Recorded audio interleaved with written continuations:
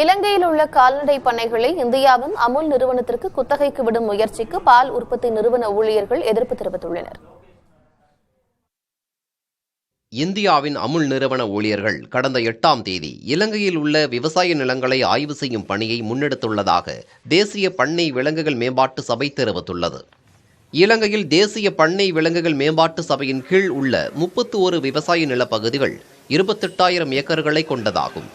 India இலங்கை இடையே அண்மையில் மேற்கொள்ளப்பட்ட ஒப்பந்தத்தின்படி தேசிய பண்ணை விலங்குகள் மேம்பாட்டு சபைக்கு சொந்தமான விவசாய நிலங்கள் அமுல் பால் உற்பத்தி நிறுவனத்திற்கு குத்தகைக்கு வழங்கப்பட உள்ளன.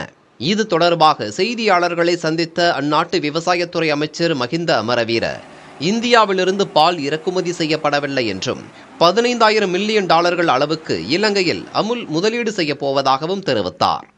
ஐலாண்ட் மில்கோ நிறுவனங்களின் பணிகள் மாற்றப்படாது என்றும் இலங்கை பால் உற்பத்தி நிறுவன ஊழியர்களின் உரிமைகள் பாதுகாக்கப்படும் என்றும் மஹிந்த அமரவீர தெரிவித்துள்ளார்.